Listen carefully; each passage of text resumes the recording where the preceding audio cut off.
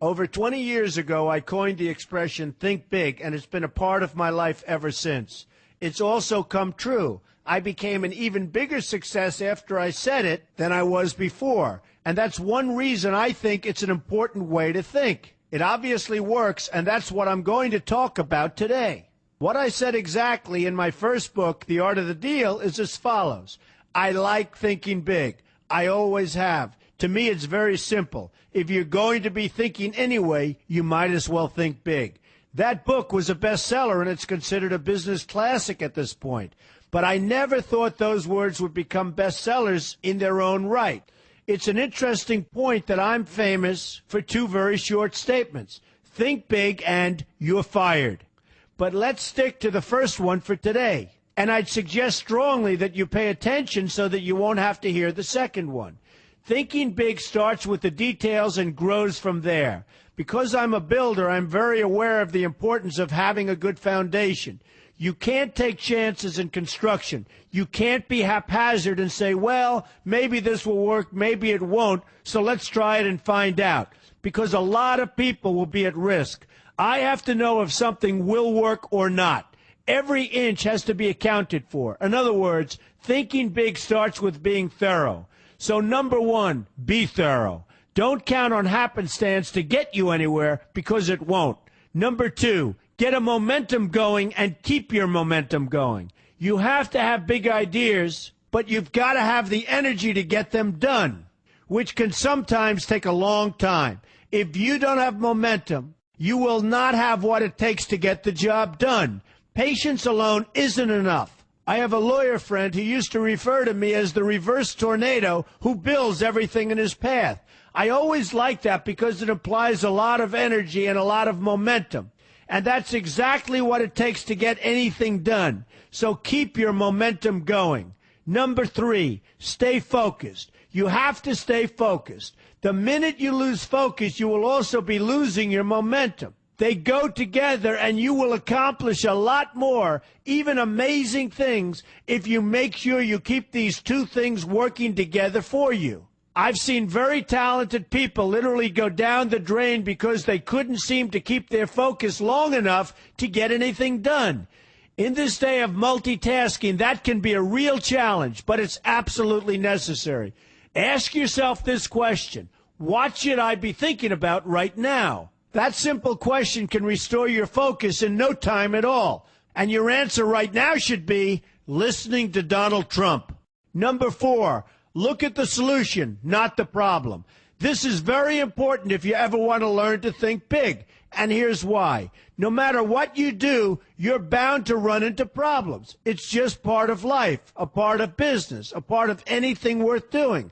If you let the problems get in your way, they'll become bigger than your idea was to begin with, and you will be a wipeout. No matter how bad things look, keep your focus on the solution, and you will be surprised how things can work out, and work out properly. One way I do this is to ask myself when confronting a possible problem, is this a blip or is this a catastrophe? A catastrophe is something like an earthquake, a tsunami, a war, and so forth, and a blip is everything else. Right away, you'll have the right perspective, and your equilibrium will be restored. So keep your focus on the solution. Number five, see opportunity for what it is, an opportunity. For example, why are you listening to me today? Curiosity? You like me? You don't like me? You want to learn? You have nothing else to do? You want to hear me tell you you're fired? I hope not, but whatever your reasons might be, they've brought you to a good place to get involved and to learn, and that's an opportunity right there. People think that because I'm rich and famous that I know everything. I know a lot, but one thing I know is that I don't know everything. So I ask myself this question every day. What can I learn today that I didn't know before? And you know what? I learn something new every single day. That's a big reason for my success, and the same thing can apply to you. Take the time to see today as an opportunity, and you'll be surprised by what can come your way. Be open to new ideas, and you will be creating your own opportunities before too long. Number six, know everything you can about what you're doing. That's a good way to cover your bases. Another good way is to read the book Robert Kiyosaki and I have written together, Why We Want You to Be Rich. It's about covering your bases and knowing what's going on. I remember when some guys came in to meet with me about a great idea they had for an atrium for a building on Wall Street. It was a beautiful idea except for one thing. None of them had thought about how the building would be supported around this fabulous atrium. They didn't take into account the steel columns that were necessary to support a 72-story building, a very big and embarrassing oversight that could have been avoided if they'd taken the time to think about what they were doing. Don't let that happen to you. Know what you're doing first. Number 7, be lucky. Remember the old saying, the harder I work, the luckier I get. Well, it happens to be true. It works for me, and I've encountered some pretty big successes. But this goes along with something that's absolutely necessary for great success. Be passionate. You have to love what you're doing if you want to be successful at it. My father told me that it's absolutely true. I might work 7 days a week, but it doesn't seem like work to me because I love what I'm doing. If you don't like what you're doing, find something else to do, or do it part-time until you can find something full-time. You will never be successful, happy, or healthy unless you're doing what you love to do. That's just the way it is. So give it some thought. In fact, give it a lot of thought. For example, if you're feeling frustrated, there are 2 ways to look at the situation. Frustration can mean that maybe you're expecting too much, or it can be an indication that you know you should be, or could be, doing more. Use frustration as a motivator. Use it to get where you want to go instead of staying where you don't want to be. But above all, be passionate. That's the fast track to success, no matter what your interests are.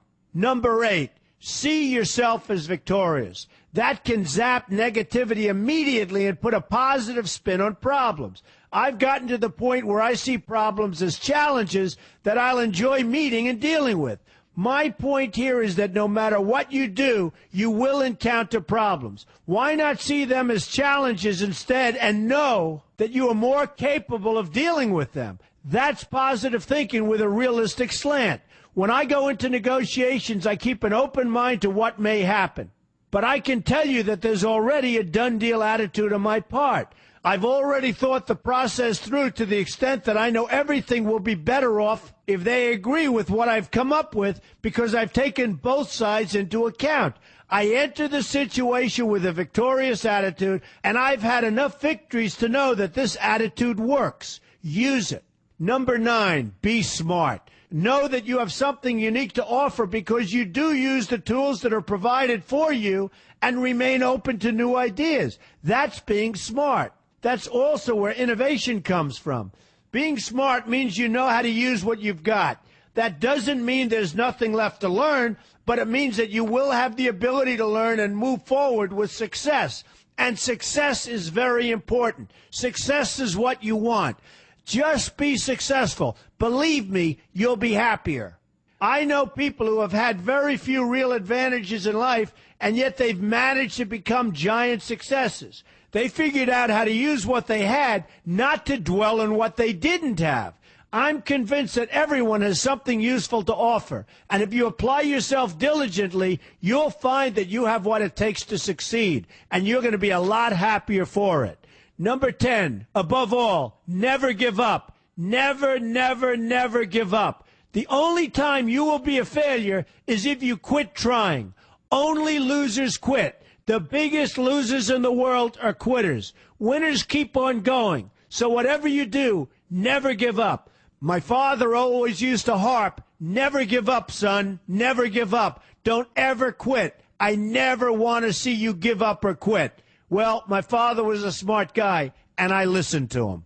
And remember, think big. A good way to start is to read our new book, Why We Want You to Be Rich. 2 men, 1 message. There's a lot of great advice in there for you, and I expect you to pay attention. You're going to do fantastically well. You're going to be a winner, and I'm going to see you in the winner's circle.